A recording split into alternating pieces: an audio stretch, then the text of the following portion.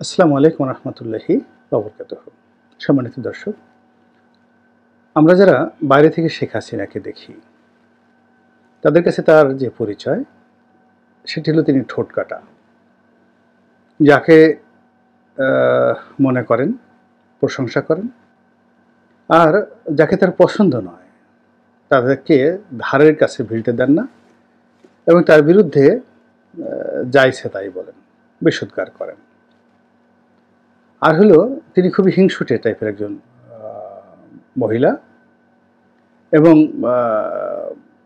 খোঁটা দেওয়া, মানুষকে ছোট করা, ঈর্ষা করা, এই জিনিসগুলো আমরা তাকে দেখি।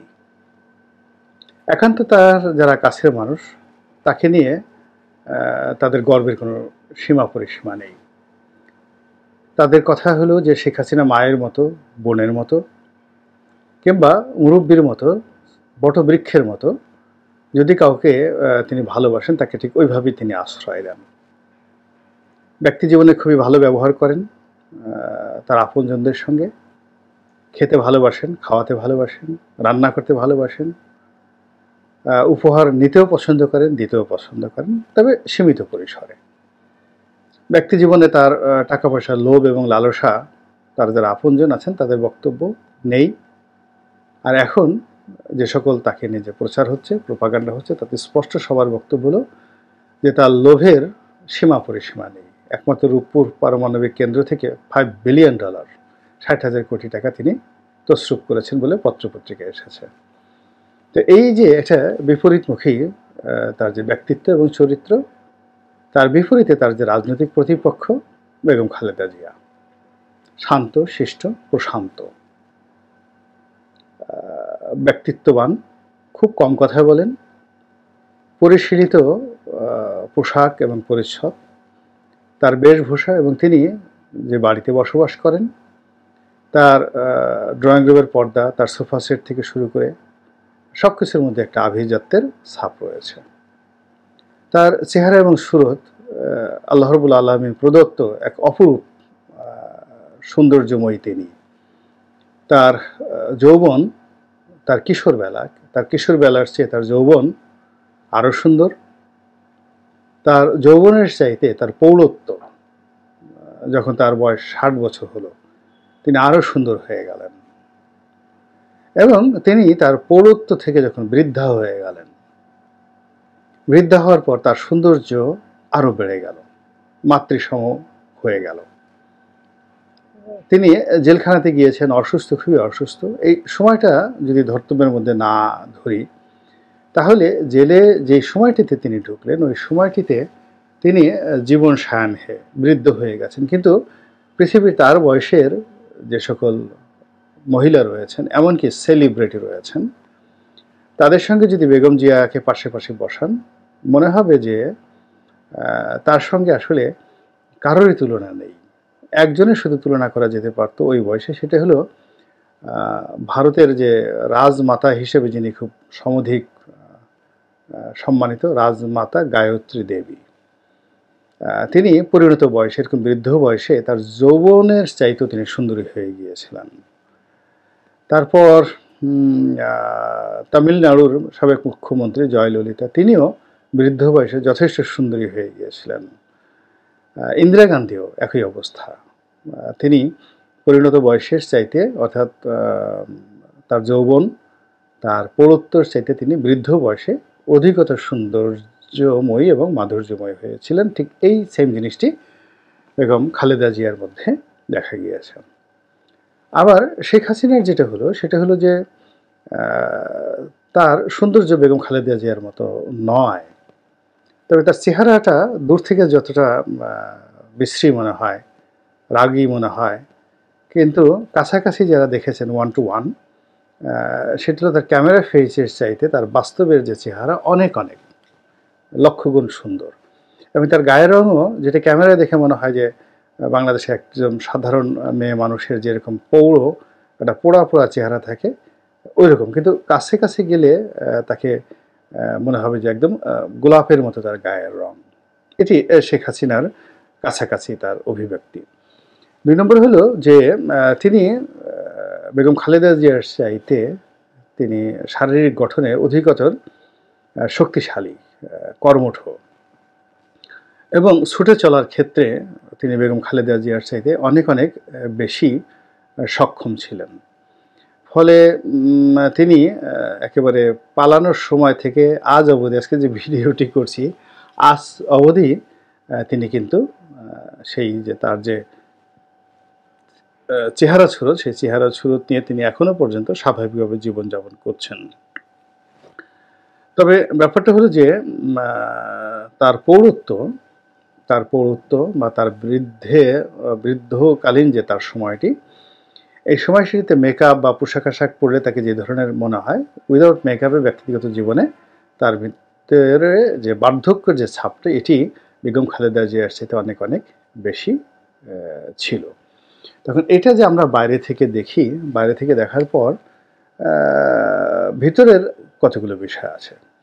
সেটি হলো বেগম খালেদা জিয়া এবং তারেক রহমান, এই দুইজনকে ব্যক্তি শেখ হাসিনা কেমন জানতেন। একেবারে আপনারা লিখে রাখেন যে শেখ হাসিনা এই দুজনকে একেবারেই পছন্দ করতেন না, নামটি পর্যন্ত শুনতে পারতেন না। কেন আমি এটা বলতে পারবো না। তারেক রহমানের নাম শুনলে তার মাথা খারাপ হয়ে যেত, আর বেগম জিয়ার নাম তো প্রশ্নই আসে না।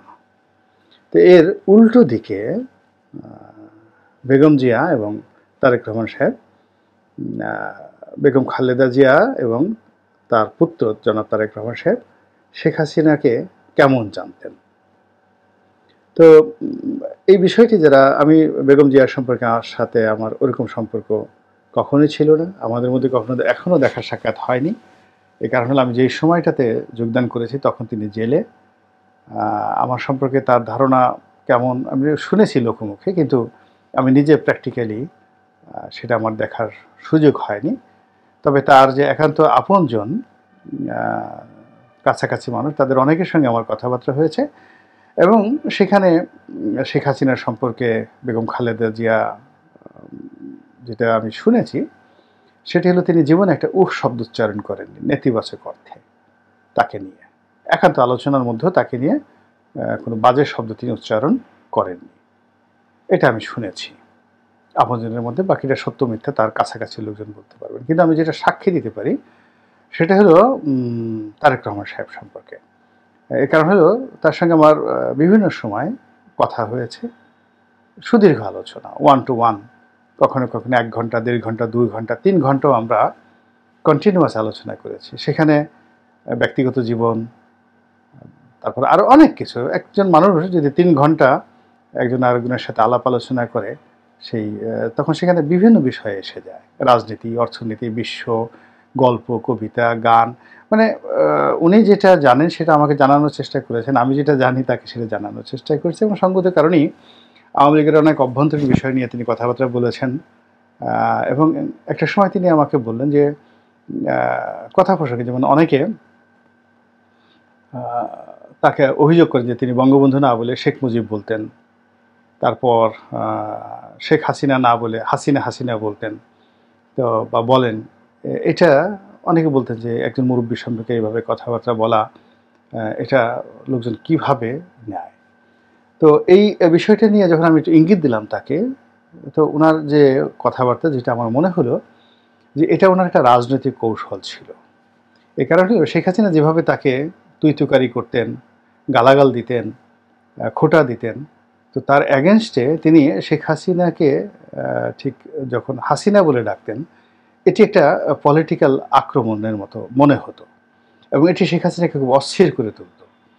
এবং তারেক রহমান সাহেবের এই যে পলিটিক্যাল যে আক্রমণ, সেই আক্রমণে আওয়ামী লীগের লোকজনের মধ্যে ফ্রাস্ট্রেশনের কোনো শেষ ছিল না, শেখ হাসিনার মধ্যে বিরক্তির কোনো শেষ ছিল না। এবং আপনি যখন আপনার প্রতিপক্ষকে পাজেল করে দিতে পারবেন, এটা হলো আপনার একটা প্রাথমিক বিজয়। তো সেই বিজয়ের জন্য মূলত তিনি এই কথাগুলো বলতেন। কিন্তু একান্ত আলোচনায় তিনি আমাকে যেটি বলছেন যে তার আম্মা অর্থাৎ বেগম খালেদা জিয়া কখনোই পছন্দ করেন না, শুধু করেন না না ঠিক তিনি অ্যালাউ করতেন না যে বঙ্গবন্ধুকে নিয়ে, তারপরে শেখ হাসিনাকে নিয়ে পরিবারের মধ্যে কোনো নেতিবাচক আলোচনা হোক, কোনো একটা বাজে কথা হোক, এটা কখনোই শেখ হাসিনার যাকে শত্রু মনে করতেন তার একেবারে ঘরের ভিতরকার কথা যে তিনি স্বয়ং তারেক রহমান সাহেব আমাকে বলেছেন যে তার আম্মা এটা পছন্দ করেন না, অ্যালাউ করেন না।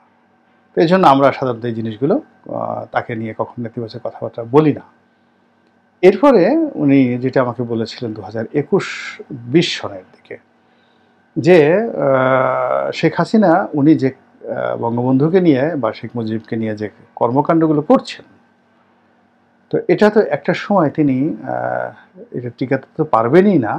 অধিকন্তু বঙ্গবন্ধুর যেটা প্রাপ্য সম্মানটুকু ছিল, যেটা বিএনপি, আওয়ামী লীগ, জামাত থেকে শুরু করে সবাই এক বাক্যে যে সম্মানটা দিতেন এবং বঙ্গবন্ধুর সেই যে তার যে কন্ট্রিবিউশন টু দ্য নেশন, এটা যেভাবে বাংলাদেশে আপামর জনসাধারণ মাথা পেতে নিয়েছেন, মন থেকে অন্তর থেকে নিয়েছেন, এটা শেখ হাসিনার বাড়াবাড়ির ফলে এটা তো নষ্ট হয়ে যাবে। এই কথা কিন্তু জনাব তারেক রহমান সাহেব সেই 2020 সনে আমাকে বলেছিলেন। তো উনি আফসোস করে বললেন যে পিতা সন্তান হিসেবে তিনি কি তার এই পিতার যে অবস্থা, এই বিষয়টিকে তিনি বোঝেন না। এটাকে তিনি কেন এরকম সব জায়গাতে বঙ্গবন্ধু, সব জায়গাতে শেখ মুজিব, এই যে জিনিসগুলো তিনি করছেন, আলটিমেটলি যখন তার এই সুসময় থাকবেন এবং তার ক্ষমতা চলে যাবে একদিন, তখন তার অবস্থা কী হবে।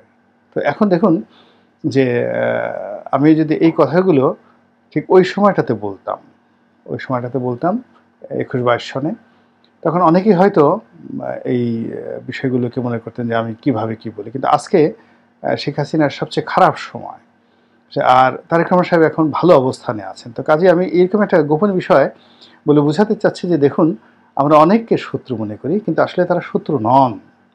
এমনকি দেখেন দেলোয়ার হোসেন সাঈদী সাহেবও আমাকে একদিন বলেছিলেন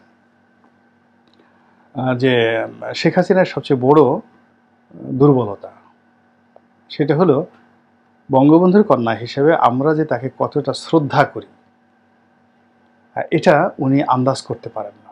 ফলে উনি ওনার নিজের যে ওজনটি, সেই ওজনটি উনি রাখতে পারেন না, বুঝতে পারেন না। আর এই কারণেই তারও সমস্যা হয়, আমাদেরও সমস্যা হয়।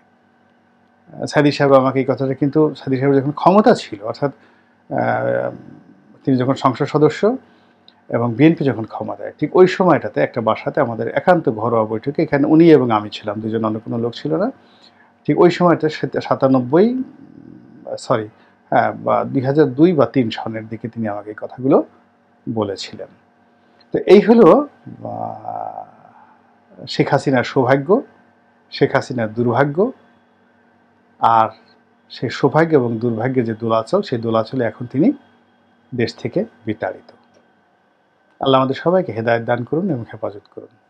আসসালামু আলাইকুম ওয়া রাহমাতুল্লাহি ওয়া বারাকাতুহু।